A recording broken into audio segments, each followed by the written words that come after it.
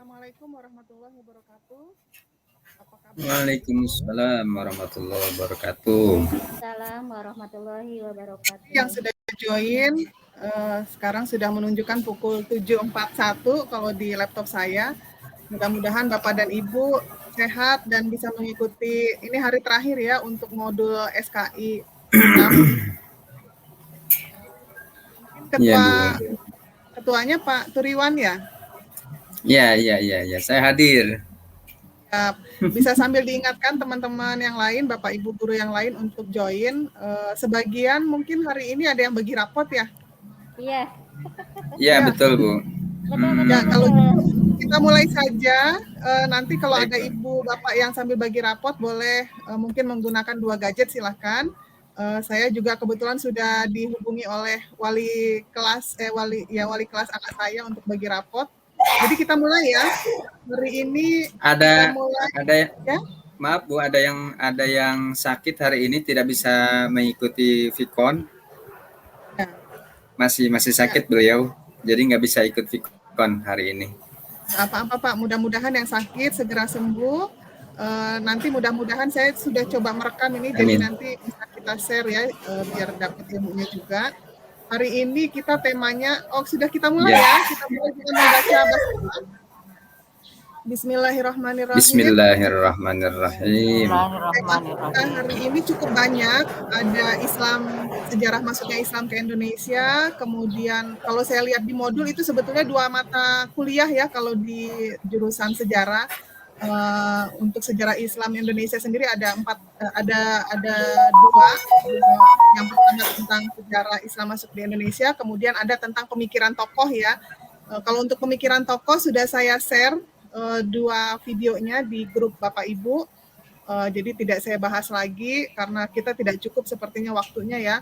Kemudian ada Islam di dunia, ada 4 benua saya lihat, Afrika, Eropa, Australia, satu lagi apa ya?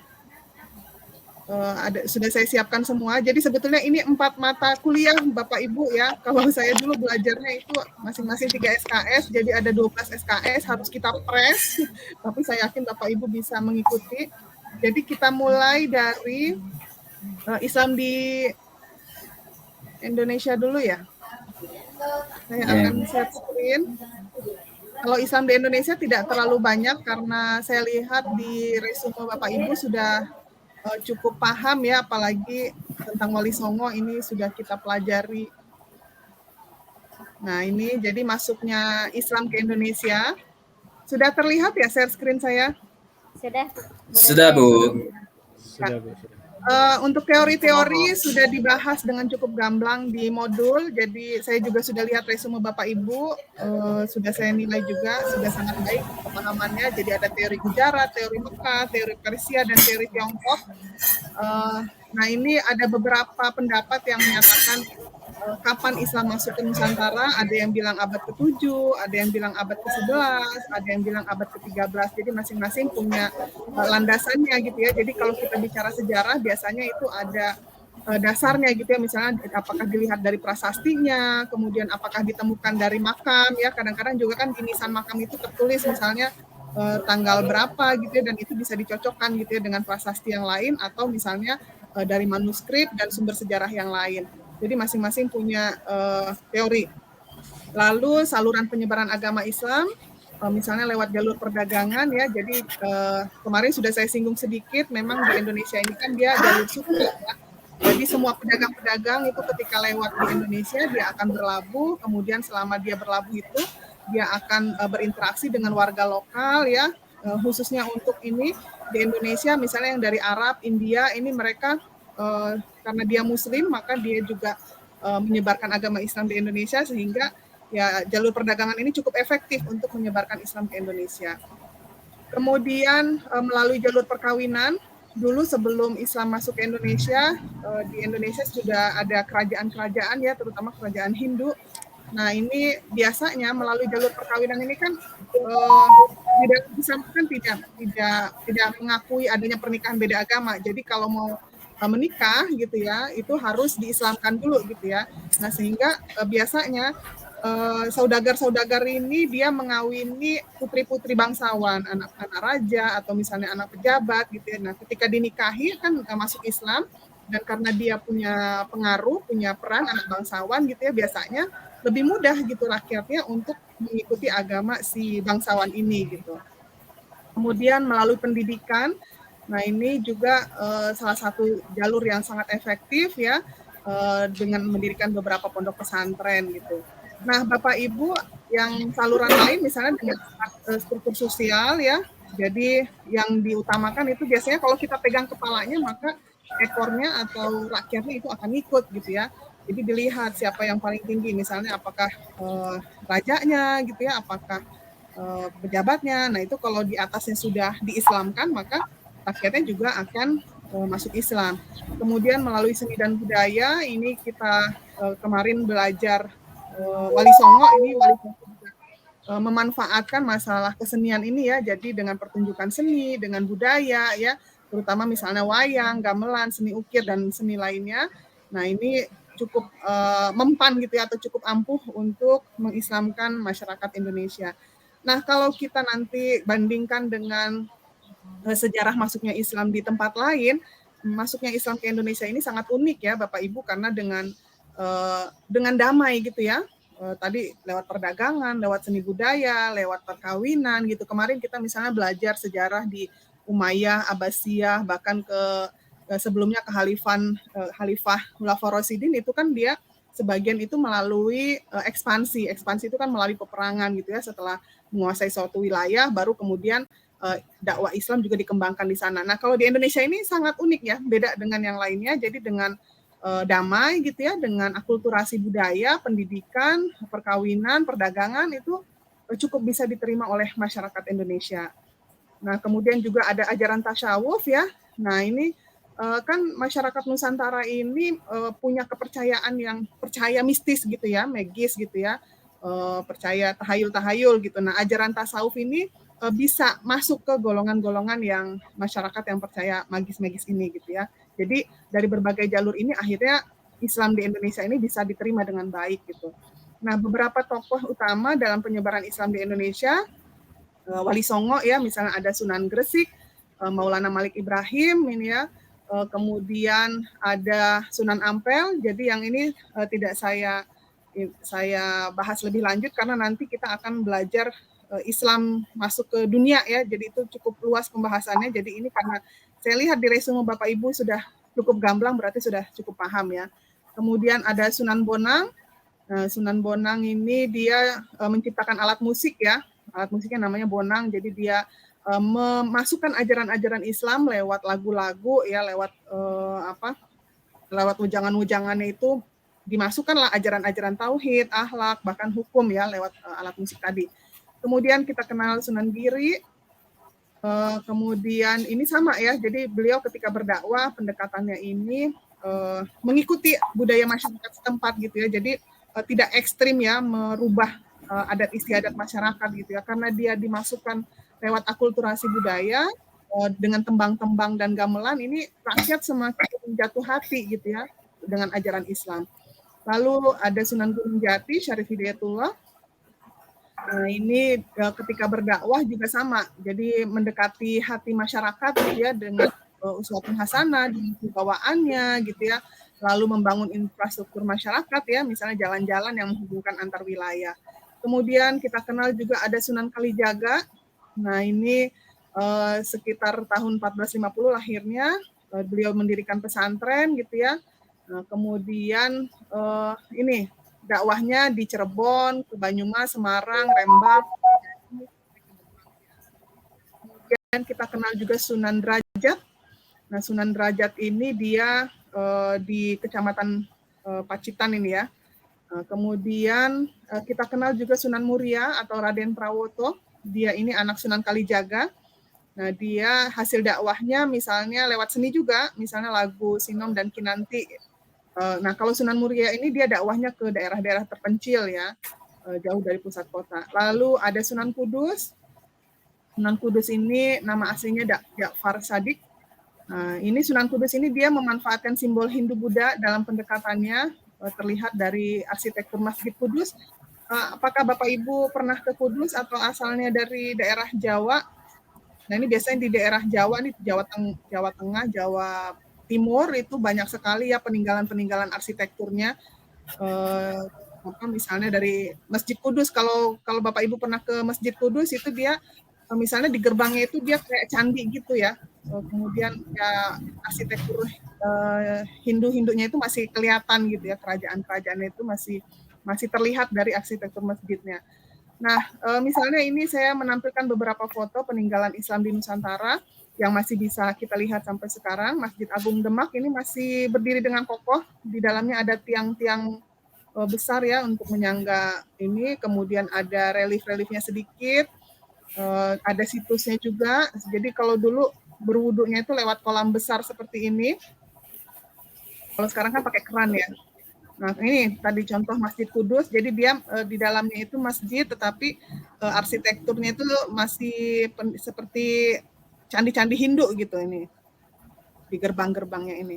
Kemudian ini ada Masjid Raya Baitur Rahman ini di Sumatera. Kemudian Baitur Rahman ini Aceh ya.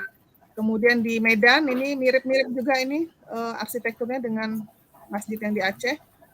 Kemudian ada Masjid Agung Banten, ini yang terdekat kalau dari Jakarta, ini Masjid Agung Banten. Ini atapnya ini seperti limas ya, jadi ini masih dipertahankan arsitekturnya. Nah kemudian ini Masjid Jogja, hampir sama ya, lihat di atapnya ini dengan di Jogja. Nah, jadi kemudian ada Istana Maimun, ini di Sumatera Utara. Ini masih berdiri dengan megah. Dia seperti rumah panggung ya, saya pernah mampir, jadi kayak rumah panggung juga, mungkin ada Bapak Ibu yang dari sana. Kemudian ini Istana Siak Sri Indra Putra, ini Keraton Jogja, masih ada sampai sekarang. Kemudian ini beberapa peninggalan budaya, upacara Grebek Besar di Demak, kemudian ada budaya Dukder di Semarang. Ini masih banyak ya upacara-upacara yang masih ada sampai sekarang. Nah, kalau peninggalan seni sastranya ada babat, namanya babat Tanah Jawi, babat Tanah Riau, Demak, Cirebon, Giyanti. Kemudian ada hikayat, ada syair, ada suluk namanya.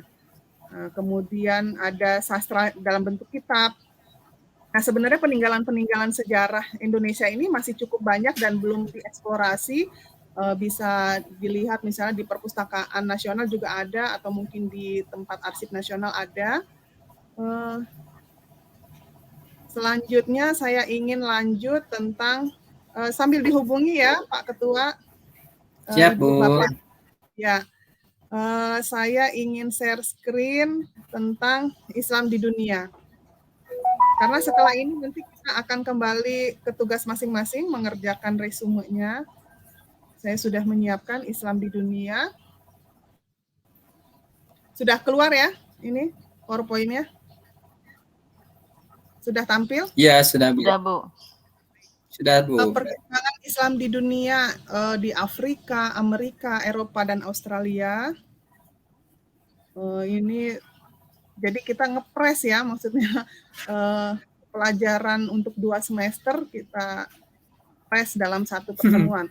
Nah, ini Islamisasi di Afrika dari masa ke masa. Jadi sebenarnya Afrika ini sudah masuk ke dalam wilayah kekuasaan Islam sejak masa Nabi Muhammad SAW, kemudian dilanjutkan pada masa Khalifah Umar bin Khattab, masuk ke masa Utsman bin Affan, kemudian ke dinasti Umayyah, dan nanti juga masih masuk dalam dinasti-dinasti kecil di Afrika Utara. Jadi sebetulnya Islam masuk di Afrika itu sudah lama sekali. Nah, bukti sejarah yang menunjukkan bahwa Islamisasi Afrika ini sejak masa Nabi Muhammad. Nah, ini misalnya pada tahun kelima kenabian, Rasulullah SAW ini memerintahkan beberapa sahabat untuk hijrah ke Habsyah. Habsyah ini ada di Ethiopia. Nah, ini dipimpin oleh Utsman bin Maz'un. Tujuannya untuk menghindari penyiksaan dan menyelamatkan diri dari kaum kafir Quraisy. Nah, jadi secara umum di beberapa periode tadi itu penyebaran Islam di benua Afrika ini tidak lepas dari persaingan antara Islam dan Kristen, serta antara Islam dan Kristenisasi sekuler. Lalu kalau di Sub-Sahara, Islamisasi di Afrika Sub-Sahara ini pada masa kepemimpinan Uqbah, ini saat Bani Umayyah berkuasa di Damaskus, jadi beliau berperan dalam menembus padang pasir Sahara ya, termasuk wilayah di Sudan, kemudian membuka jalan ke Audagos. Nah, sebagai wali Ifriqiyah, Uqbah ini sudah menembus daerah ini sampai ke tahun ini tahun 660. Maaf Bapak Ibu kalau ada yang masih belum mute, tolong di mute ya karena suaranya. Kemudian pada masa Yazid Muawiyah ini juga beliau luas wilayah kekuasaannya sampai ke Maroko. Bisa di mute Bapak Ibu.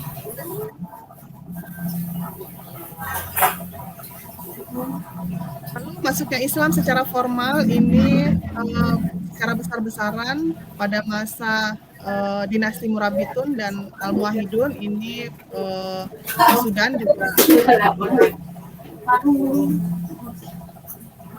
Kemudian Islam di Afrika Selatan ini masuk sebelum zaman kolonial, jadi hubungannya dengan pedagang Arab dan Afrika Timur. Di sana Afrika Selatan ini disebut sebagai kulit berwarna ya, terutama di Tanjung Barat. Nah, ini juga sebagian nenek moyangnya adalah dari budak dari Indonesia ya, jadi datang ke sana. Kemudian ada juga pendapat lain mengatakan bahwa orang India di KwaZulu Natal ini adalah nenek moyangnya, yang bawa Islam dari Asia Selatan. Kemudian Islamisasi di Afrika ini melalui beberapa jalur. Yang pertama misalnya melalui jalur ekspansi militer seperti yang sudah saya sampaikan di pertemuan kemarin, itu ada ekspansi militer perluasan wilayah Islam. Nah, Afrika ini termasuk yang melalui jalur ekspansi ini. Nah, di ekspansi ini Afrika Sub-Sahara tujuannya adalah membebaskan penduduk. Jadi saat itu penduduk Afrika maaf saya agak ini siapa yang masih belum mute ya?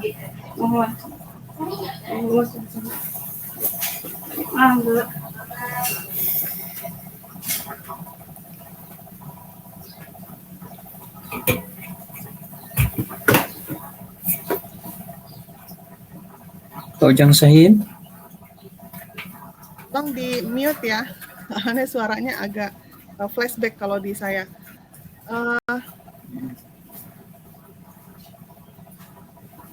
Tadi sampai di, ini masih kelihatan ya sharingnya?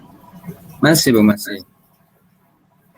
Islamisasi tadi melalui ekspansi militer ya, jadi islamisasi di militer ini memang pada masa dulu juga kan penduduk Afrika ini terkenal dengan perbudakannya ya, jadi mereka banyak menjadi budak gitu ya, sehingga tujuan islamisasi ini diantaranya agar membebaskan perbudakan di Afrika ini.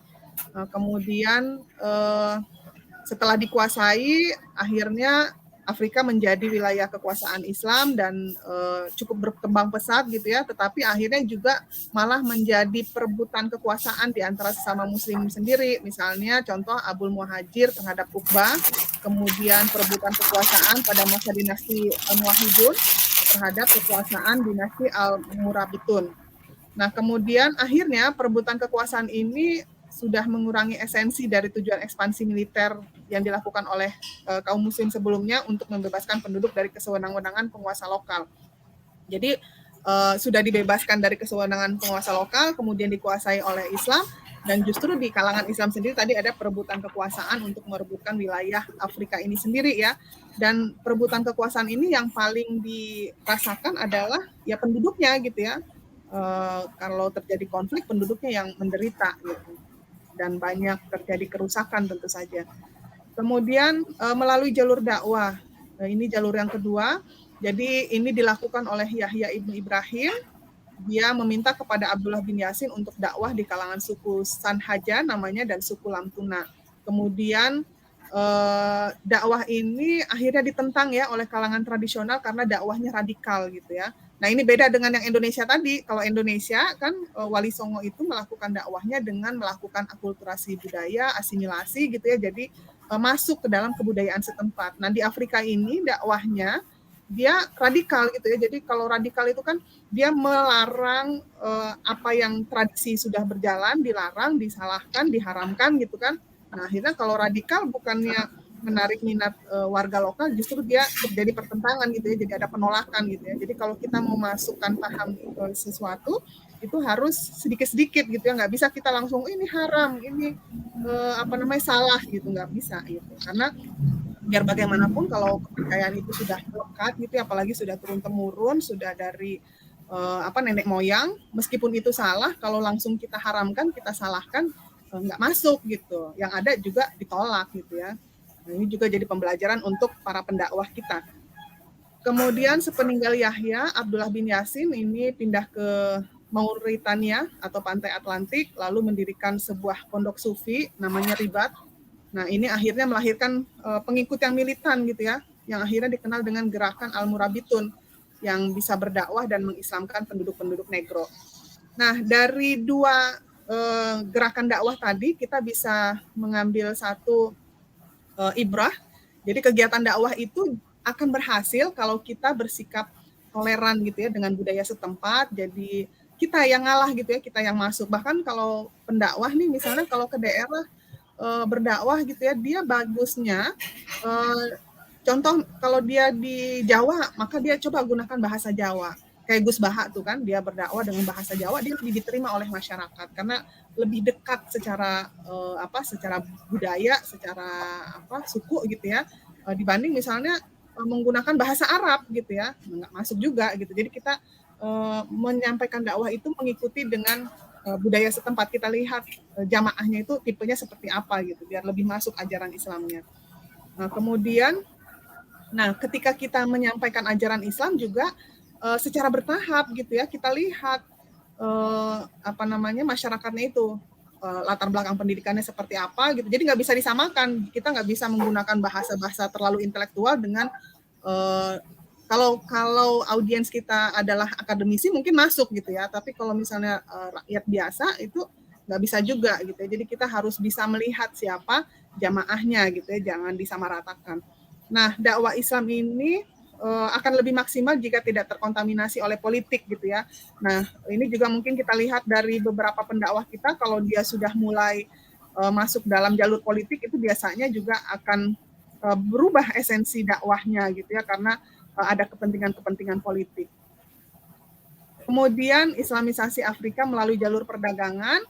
Nah, ini di jalur perdagangan ini menimbulkan kesan elitis ya, karena pedagang muslim ini membuat pemukiman sendiri dan tidak bercampur dengan penduduk setempat. Nah, jadi orang-orang Afrika yang melalui jalur perdagangan ini, dia membuat kelompok sendiri gitu ya, beda dengan kalau Islamisasi di Indonesia tadi ya.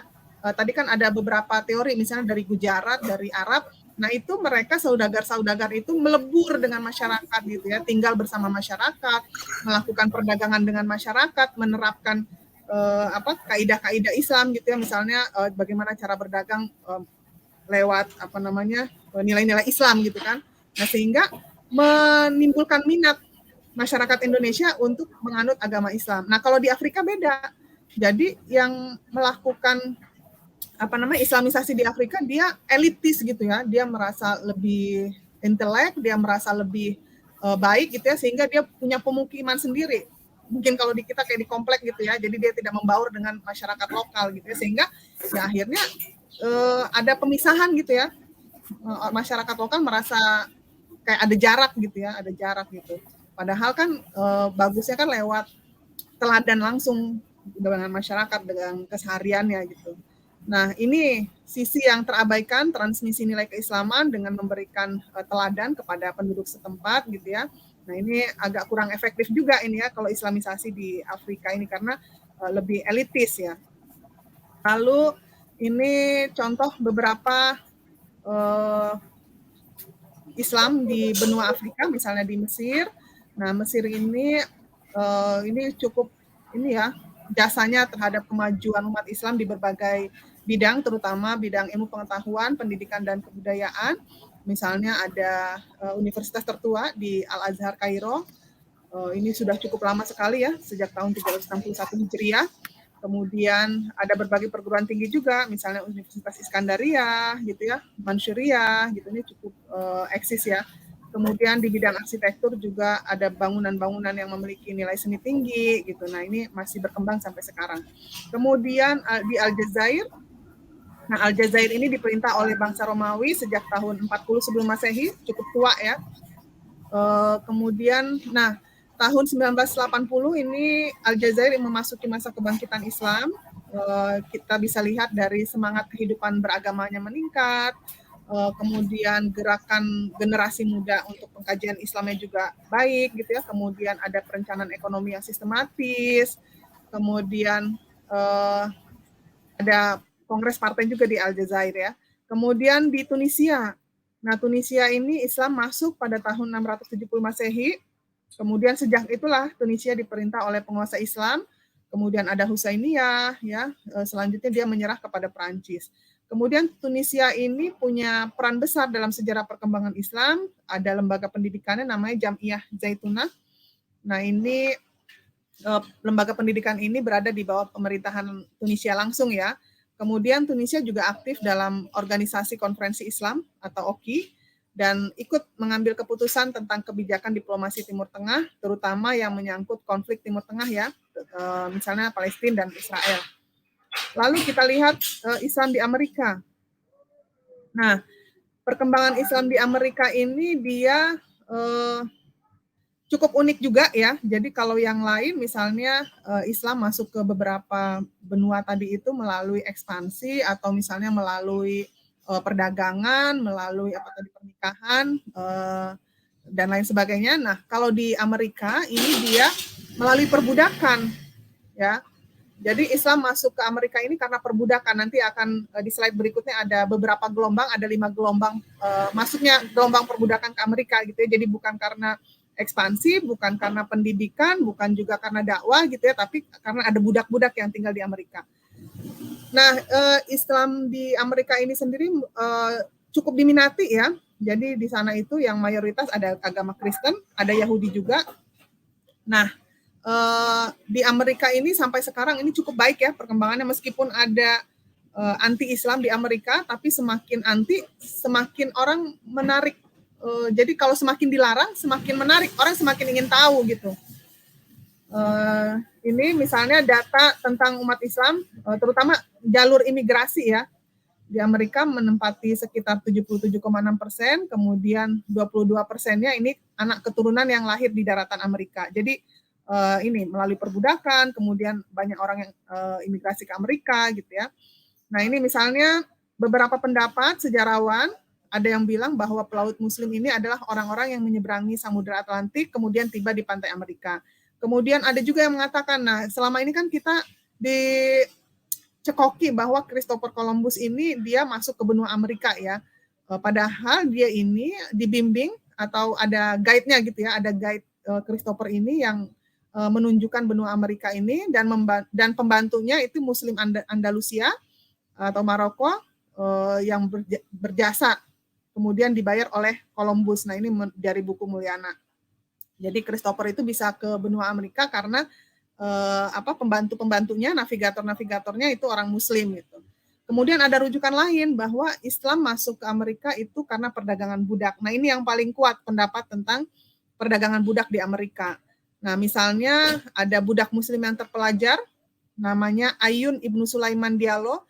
Dia ini adalah sebenarnya seorang pangeran ya, pangeran bundu dari Afrika, diculik, kemudian dijual sebagai budak tahun 1730.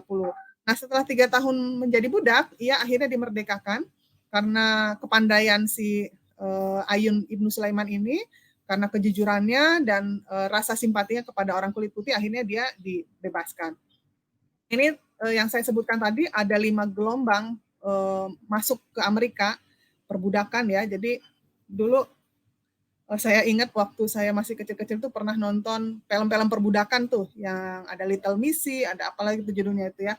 Jadi kira-kira menggambarkan tentang perbudakan zaman dulu gitu ya. Nah, gelombang perbudakan di Amerika terjadi awalnya tahun 1875 sampai 1912. Nah, ini mereka ini adalah pemuda desa yang tidak terpelajar ya, negara-negara asalnya itu dari Syria, dari Yordan, dari Palestina, dari Lebanon. Jadi pada masa itu negara-negara ini masih ada di bawah pemerintahan Turki Utsmani.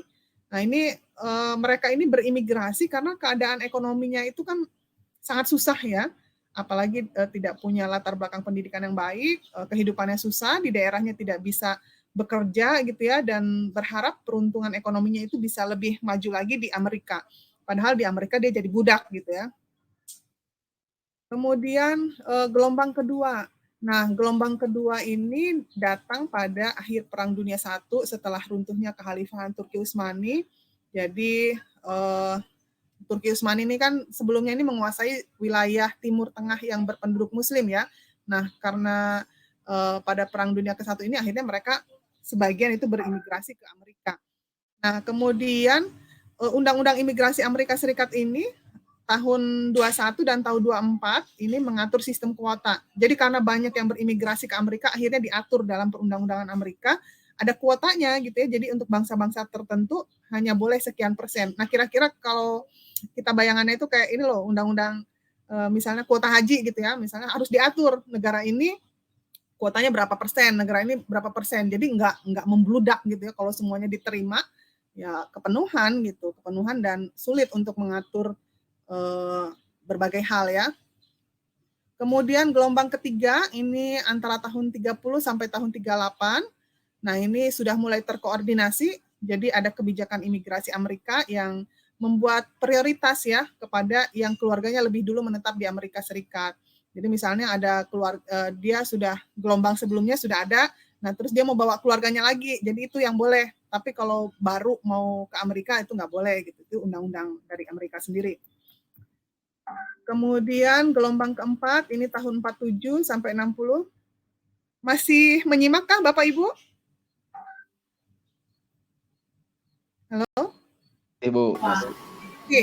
Masih Bu, masih. Masih menyimak ya soalnya. Masih Bu, ini masih. Jam kritis, apalagi semalam Bapak Ibu habis buat resume ya. Iya Bu, ya. Kita lanjut lagi. Gelombang keempat ini Undang-Undang Kewarganegaraan Amerika tahun 57 ini memberikan kuota ya kepada imigran untuk setiap negara, jadi dibatasi. Nah, ini berdasarkan presentasi penduduk di Amerika bahwa kebanyakan imigran yang boleh masuk hanya dari negara Eropa gitu ya. Jadi kalau dari negara-negara lain itu tidak boleh gitu ya, karena sudah terlalu banyak tadi gelombang 1, 2, 3-nya. Jadi yang tahun 57 ini diprioritaskan hanya yang dari Eropa saja gitu. Nah, kemudian tapi ya itu tadi imigran muslim ini terus berdatangan gitu ya.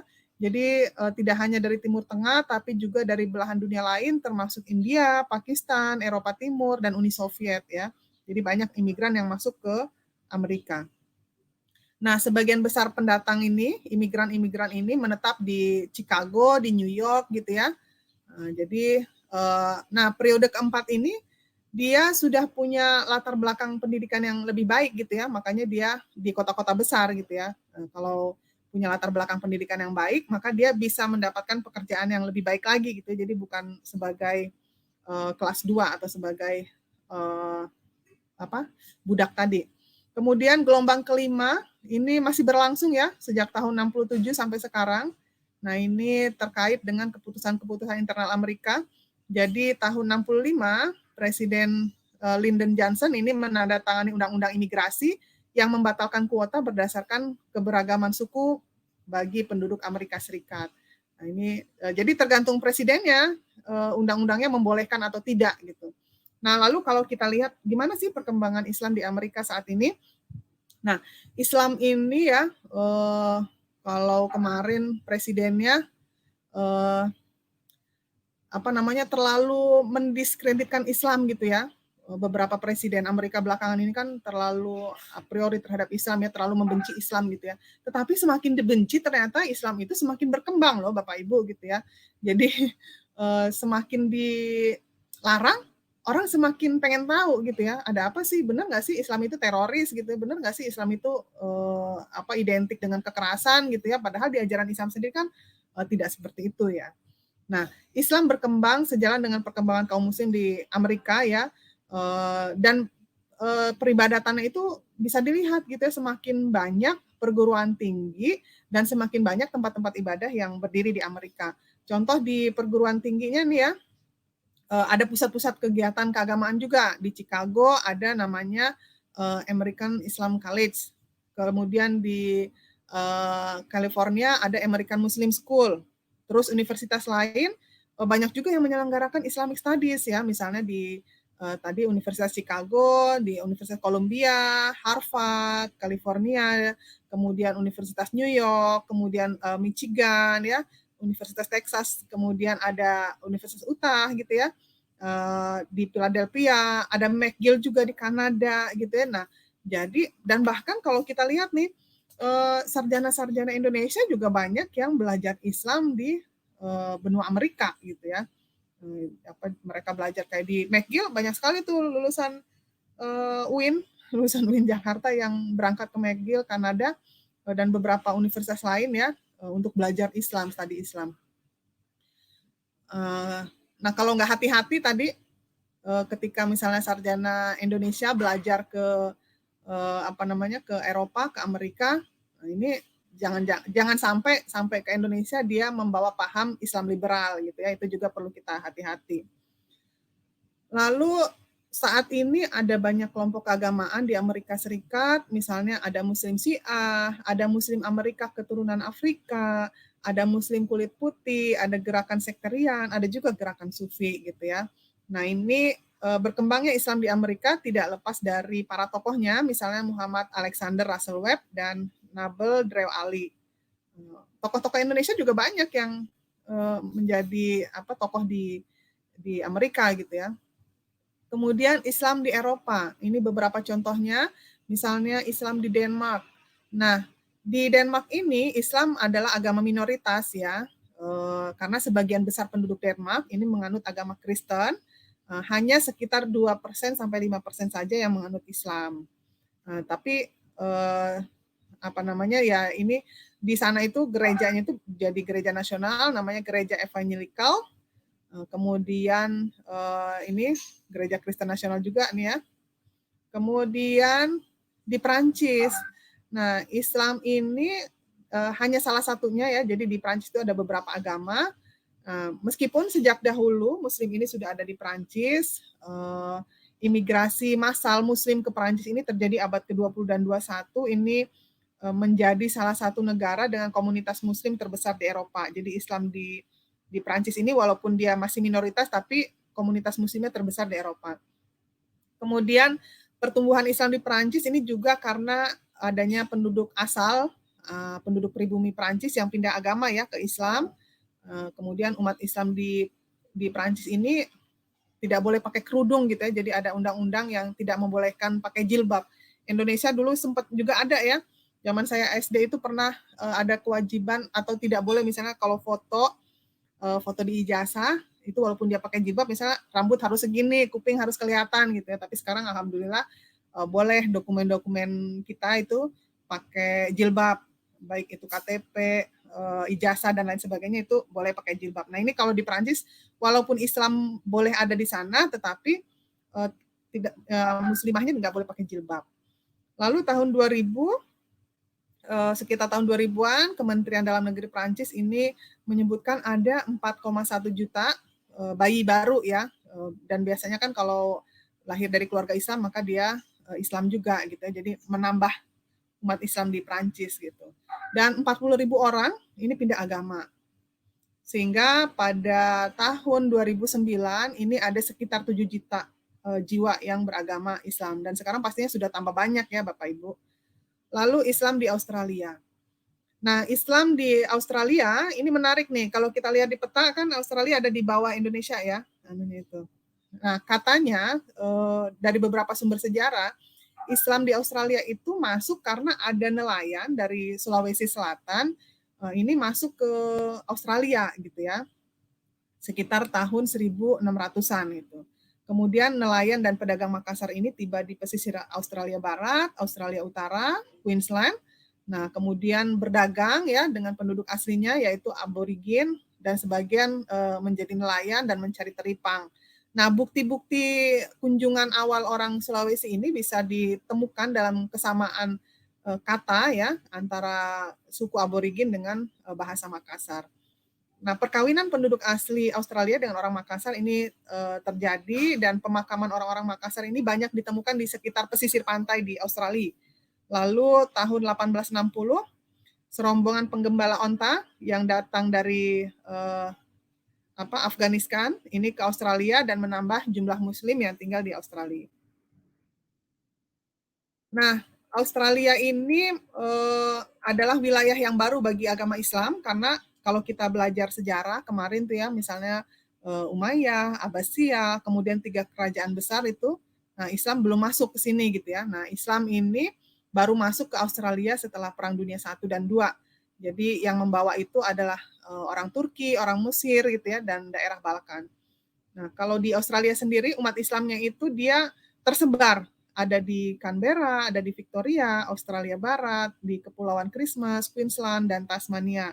Lalu di Australia itu juga berkembang pesat ya, jadi ada organisasi-organisasi Islam, kemudian masjid-masjidnya juga selalu bertambah gitu ya. Nah, biasanya masjid-masjidnya ini didirikan oleh kelompok umat Islam yang berdasarkan asal negara. Jadi misalnya kalau orang dari India dia bikin masjid sendiri, orang dari Indonesia bikin masjid sendiri gitu ya. Jadi berdasarkan bangsanya. Lalu tahun 76 di Australia itu ada namanya AFIC, Australian Federation of Islamic Council. Jadi tugasnya itu melaksanakan koordinasi dalam dakwah Islam di seluruh wilayah benua Australia. Nah, ini contoh kegiatan AFIC, membentuk Islamic Council.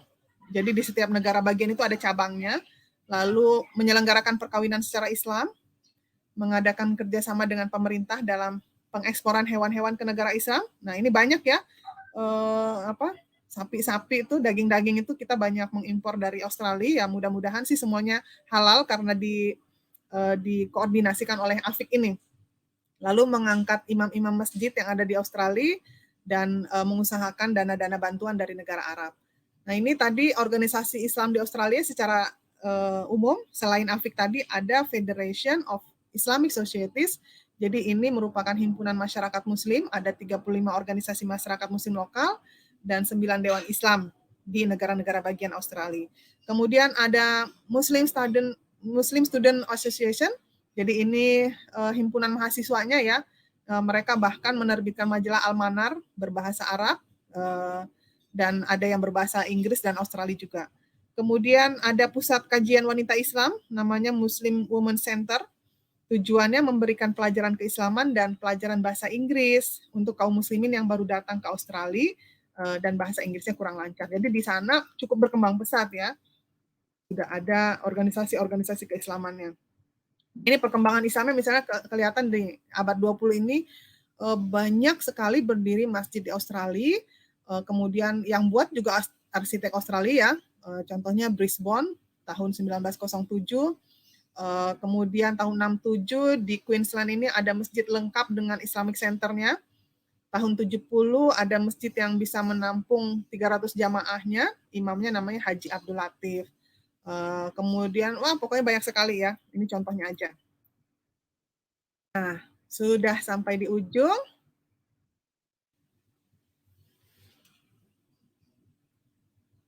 Masih standby Bapak Ibu. Berapa orang hari ini jadinya? Hadir, Bu. Masih, Bu. Sudah hadir ya, Pak. Ini 17 orang, jadi 16 ya. 16 mahasiswa. Ada yang sakit, ada yang... Tadi juga ada yang izin, saya lihat, karena begadang. Bikin resume KB.